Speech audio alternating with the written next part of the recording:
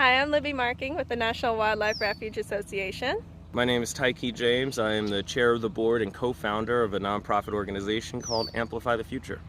And one of the original co-founders of Blackbirders Week, which we are celebrating this week. We're here on the Blackwater National Wildlife Refuge. Just did a tour with Harriet Tubman Tours, learning about the history of Harriet Tubman, her history here, and the landscape's history here, and how it's changed over the years. So Tykee, tell us about Blackbirders Week. So Blackbirders Week started in 2020 after the news hit of a black man being accosted in Central Park in New York, and this was overlapping with the national stories of the lives that unfortunately ended of Breonna Taylor, George Floyd, and Ahmaud Arbery.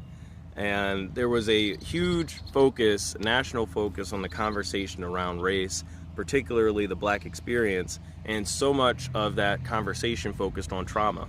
The black experience goes beyond trauma. The black experience includes joy, pride, resistance, strength, and style, and that's what Blackbirders Week elevates. It elevates the celebration of black folks in the outdoors historically, but also presently. You know, we spent today on this wildlife refuge. I'd love to hear your perspective on the importance of wildlife refuges, especially as a means of protecting this kind of history, not just wildlife, but history as well.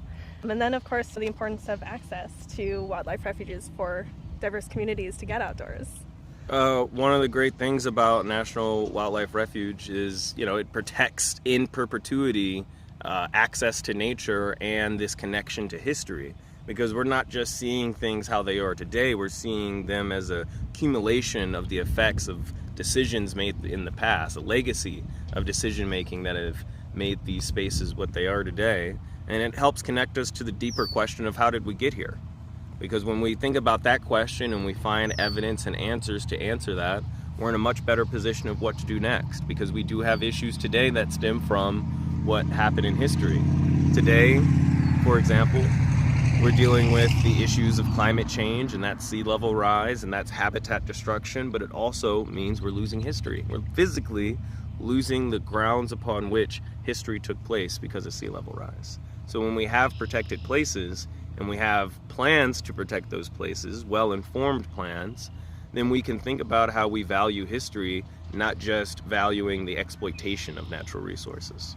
I love that Blackbirders Week celebrates not just black folks in the outdoors, but this idea that the outdoors is actually a space to connect to parts of your own ancestry. And even though each of us can have different backgrounds, so much of those backgrounds, nature is the way we return to the source of stories, or return to the source of motivation.